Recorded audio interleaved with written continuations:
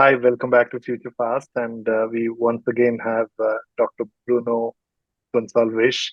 And before I bring him onto the conversation, I hope you enjoyed our past two conversations. And if you have not done that, or if you have not listened to it, I really urge you to go back and listen to it. The first part would be his journey.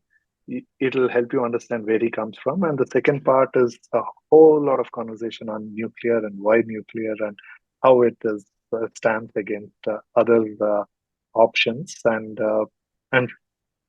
believe me when I say this, you will appreciate it. So please do go back and listen to it. And in this part, we're going to have a conversation with him to get his perspective on the future. And if you're not yet subscribed to Future Fast, do it now. And Bruno, once again, thank you so much for being Okay, here. thank you very much. So usually I start this part of the podcast with what's your perspective on future. But before I get to it, I want to ask you, what do you think will not change from the way we use energy?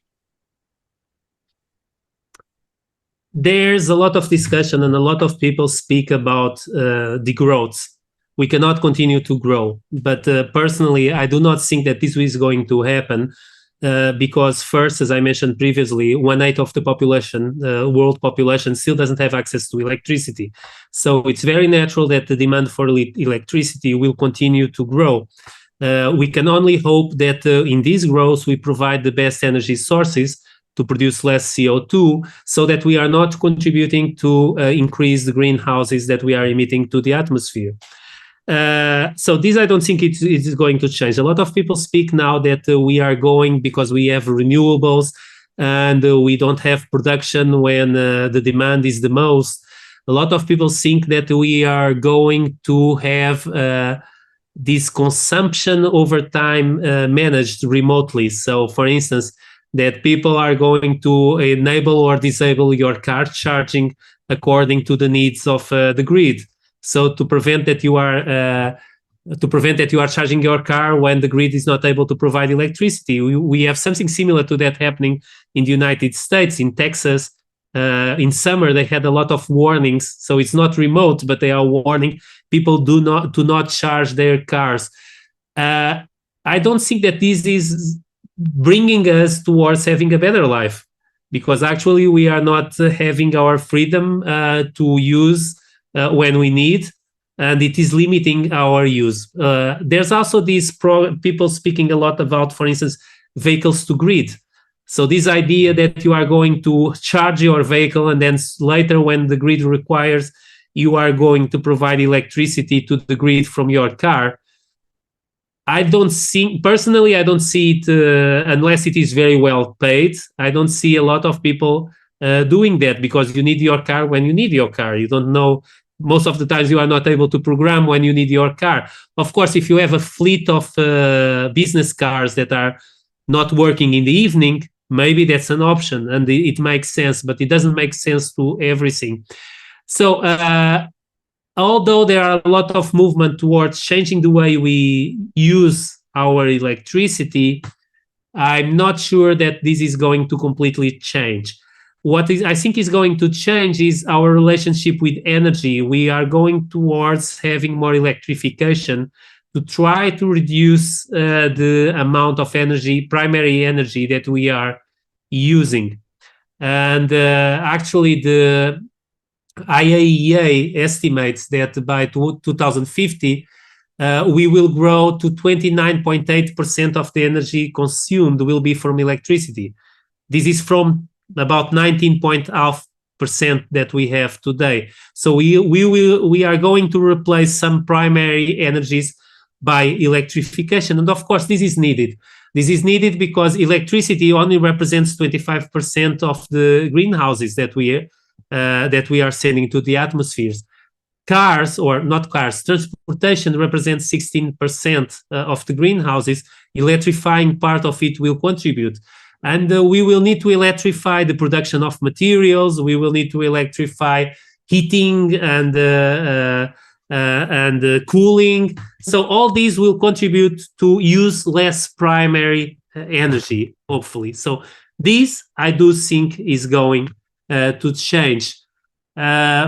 I'm from our relationship with energy, I'm not completely sure that we are going to change unless we are willing to have a worse life, because energy consumption and growth and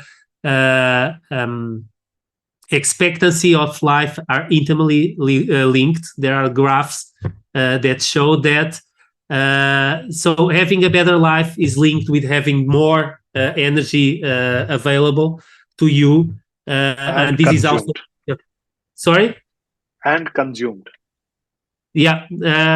So these it's unavoidable that we are going to consume more energy. So the biggest change, I think, will be our relationship with primary energy, which will be more on the electrification side. So with that, Bruno, what's your perspective on future? My hope, let's start with my hope. My hope is that we all have a better future, that we are able to have a better life, not dependent on wars for energy or for resources. My expectation, or what I think is going to happen, I'm not sure if we are going towards having a better world. I don't see that things are improving. We may have soon a lot of conflicts for water supply. We may have conflicts for resources, and I don't see that this is really improving. And we have a biggest, I think, or at least I have the perception that we still have a lot of separation between poor countries and rich countries, and we need to enable them to have a better life. Otherwise, conflict will emerge. So I do hope that nuclear fusion, is part of this future, in the sense that we are able to produce energy from a cheap source for the whole world. But it's not around the corner. If the best estimates is if we are able to produce electricity by 2050 with fusion, that 1/3 of the world's supply of electricity can be provided by fusion in 2100. So we are still 50 to 70 years from having this becoming a reality. Not fusion. Fusion can become a reality in the coming 20 years, but it may become a game changing. Let's see. Yeah, so far it's been in the comic books and science fiction books. So you put 20 years to it to get to reality from today? Yeah, I put, because there's a lot of progress in fusion, and there are promising progresses. You had this year or last year the results from a National Ignition Facility, where they proved that they are able to achieve the ignition, although they are not as close to producing electricity as some media say. This is a very important result. You had an important record also last year from JET in the United Kingdom, and we are building ITER. So we do know that we are in the right track. We also do know that we have a lot of challenges to overcome. Most of them are related with materials, with the control of the device, with the breeding of the fuel, because we need tritium, and tritium is not abundant in nature. But we know what the challenges are and what needs to overcome. There are progresses and scientific progresses that are quite promising. For instance, the use of high temperature superconductors, that will be a game changing for fusion. And some are appearing, not room temperature superconductors, but high temperature superconductors not running with helium to lower the temperature is a game. They are game changing. So fusion has a lot of challenges that are being addressed. At the same time, there's a lot of investment going on into different fusion companies. They are promising a lot, and I'm not sure if they are going to live to the expectations that they are creating. But what Who I'm are sure, leading in this globally?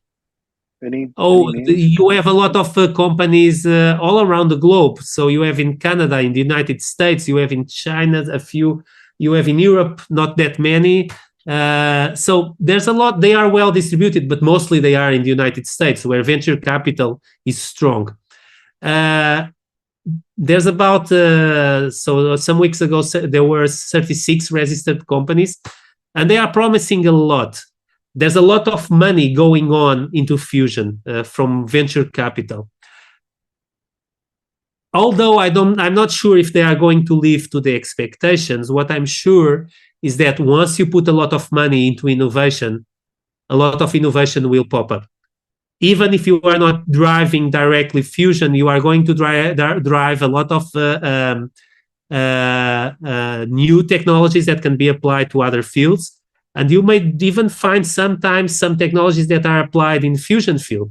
So, and if we are lucky, sometimes you have disruptive technologies. So it may happen, although I don't think so, that suddenly you give the step that makes the difference, and you may find the way.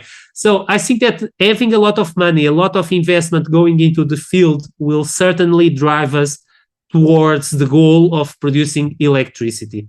And there are even more crazy ideas, like having, well, not crazy because they are around for several times, like using fusion to provide neutrons for fission. So you have an hybrid fusion-fission reactor where you use, for instance, waste as a fuel. And these ideas are also popping up and having some investment. The last one I saw is the idea that, or the aim, the Chinese have the aim to produce one of these devices by 2030.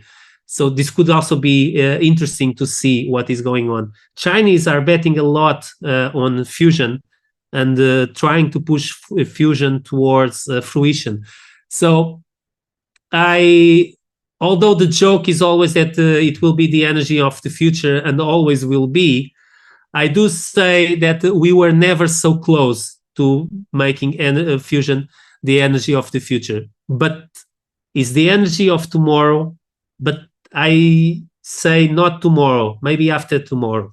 But it's around the corner, and a lot of investment is going on. The one thing that we need now to fight is the idea that we don't need nuclear fission because nuclear fusion is around the corner.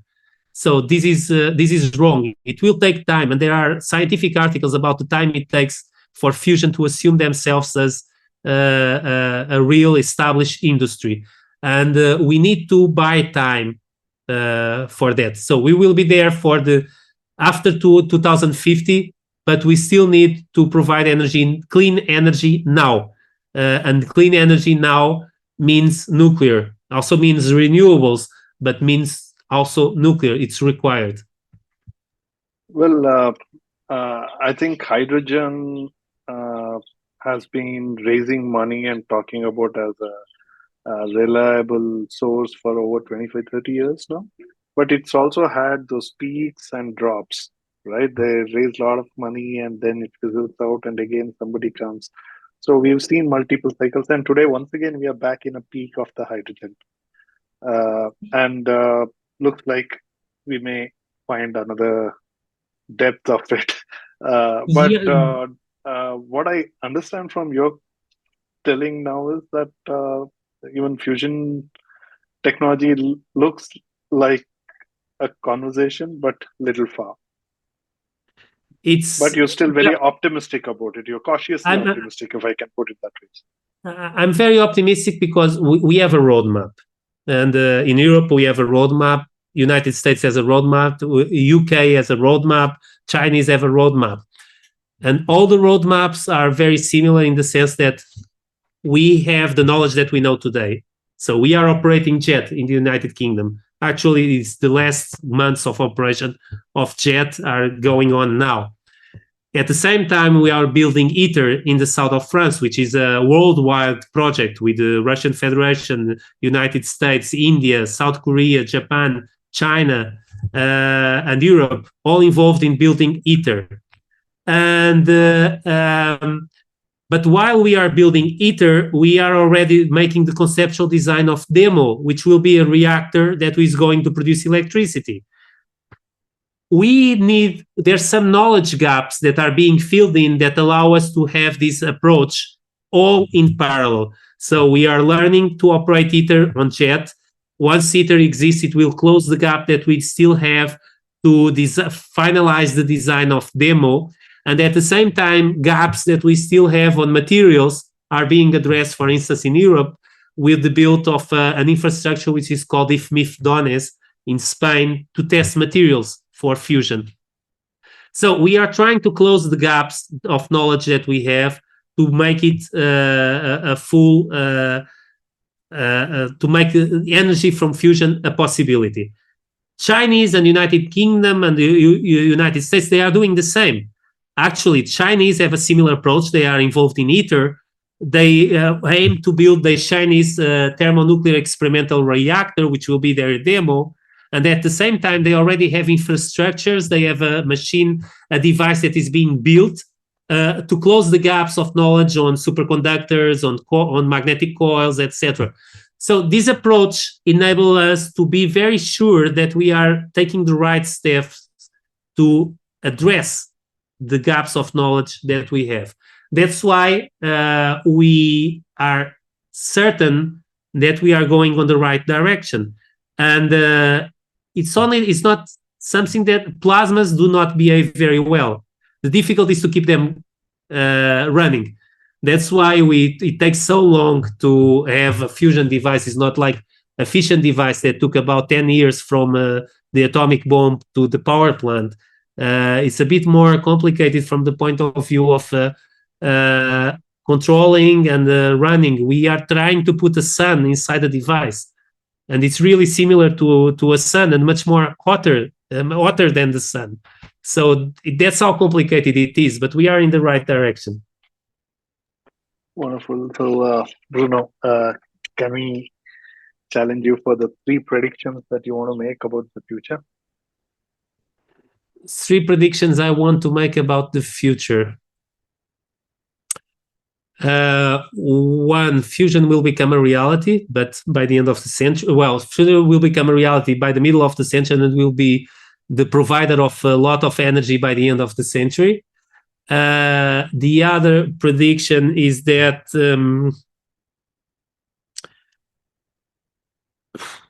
let's see. We will integrate artificial intelligence into all our processes, and this will help us to develop faster a lot of our of things we are doing. And this will be this can be game changing. It will increase the productivity. It will prevent you from doing things or to spend time doing things sometimes that are not required. I already use machine learning sometimes to write some coding. I just ask and I say what I want, and they provides me the code, and I just need to adjust. So this is a productivity tool. So it will change the way we interact and we do some of our jobs, and certainly will have an impact on our world life.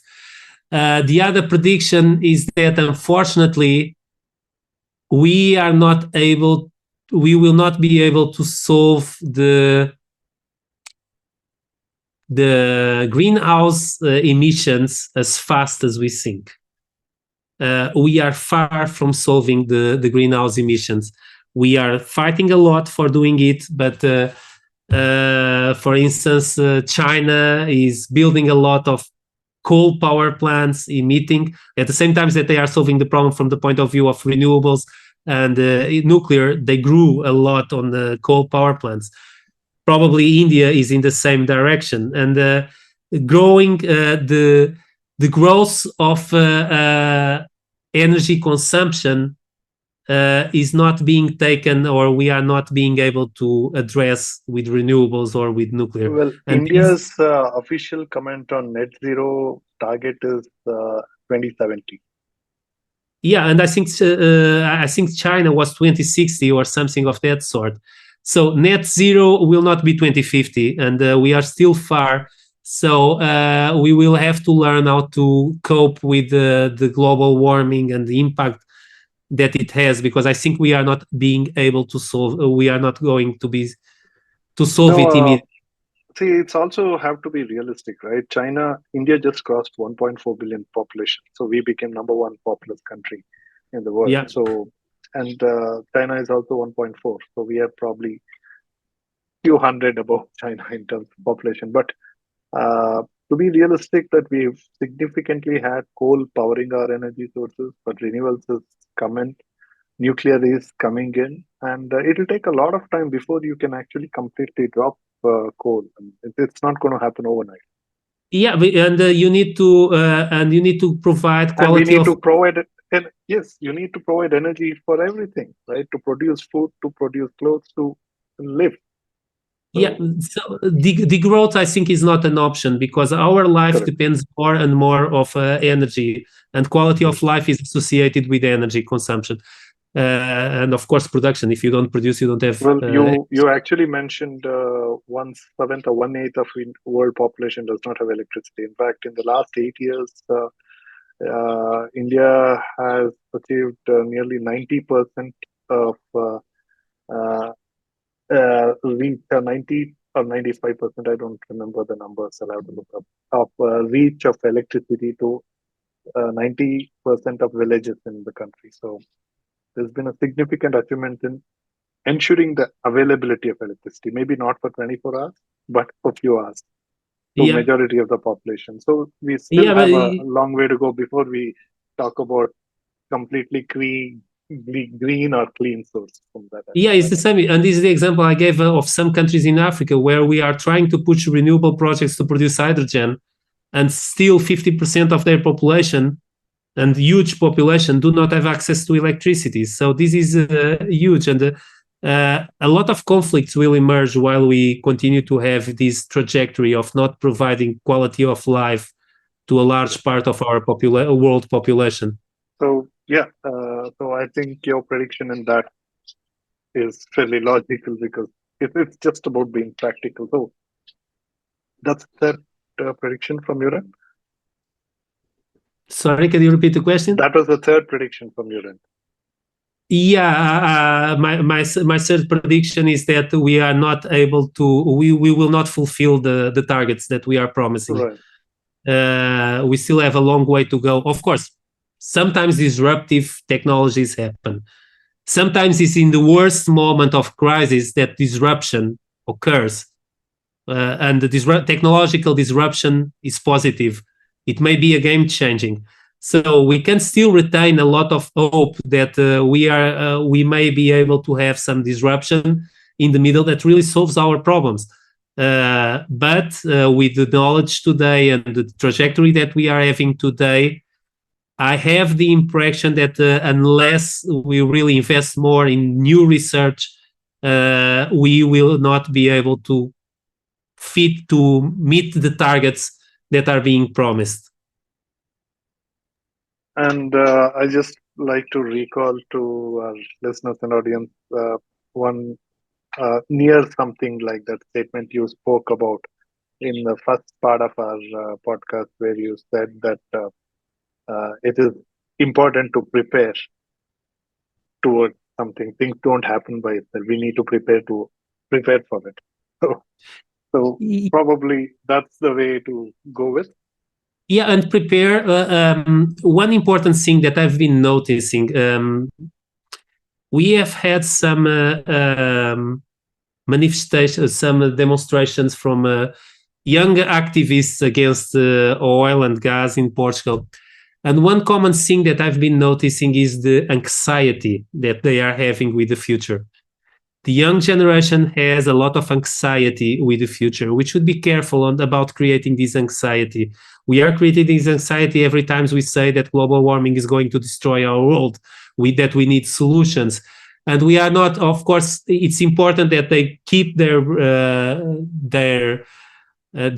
they are rebels and that they are against the system, that they try to drive new ideas.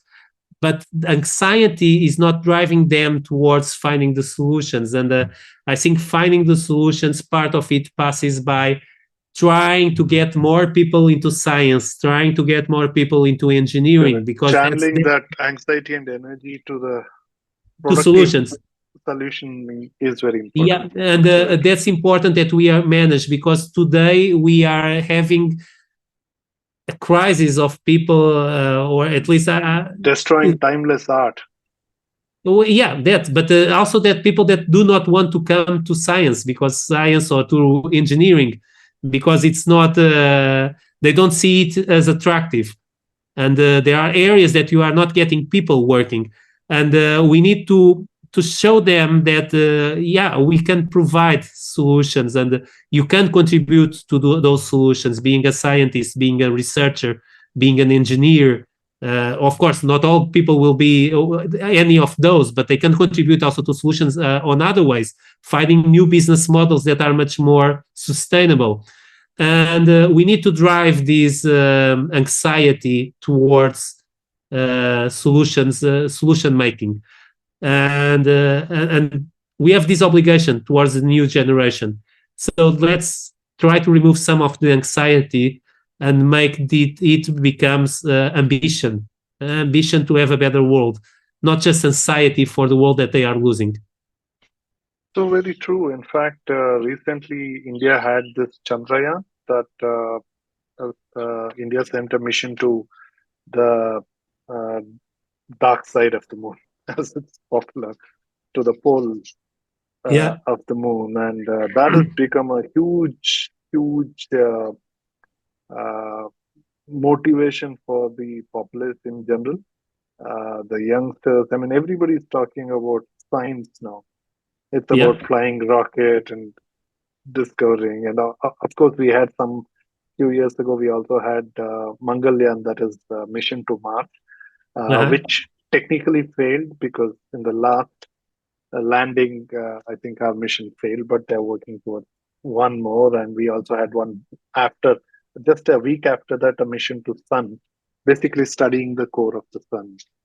So that has triggered a lot of things. I think we need these kind of big, hairy, audacious missions, which will get more curiosity among the younger generation to think of science and wanting to be part of these kind of stories. Yeah, make them dream about a better future and not worry about a worst Correct. future. And make them think about being a problem solver rather than complain about a problem. Yeah, and this is part of what I mentioned previously, which is being critic about all the information you are getting, having narrow view, having a broader view of the problems. So this all comes together. So being a problem solver is this, having a broader view or a broader perspective of the problems, rather than being concerned with tiny little details all the time. And we need to enable this new generation to do that. And I think it's one of the missions that we have as researchers, as engineers, as individuals, is to take them out of the computers and the screens, etc., and show them that they can be part of the solution, not just not being concerned all the time. Wonderful.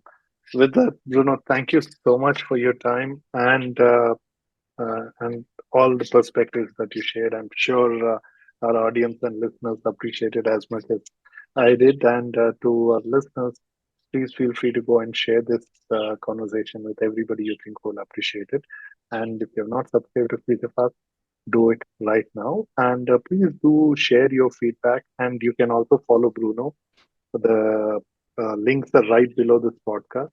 Do follow him on LinkedIn as well. He, of course, he shares a lot of it in Portuguese, but he's also promised to share a lot of content in English as well. So you will find it very interesting. So once again, Bruno, thank you so much for. Thank you very much. It was really a pleasure.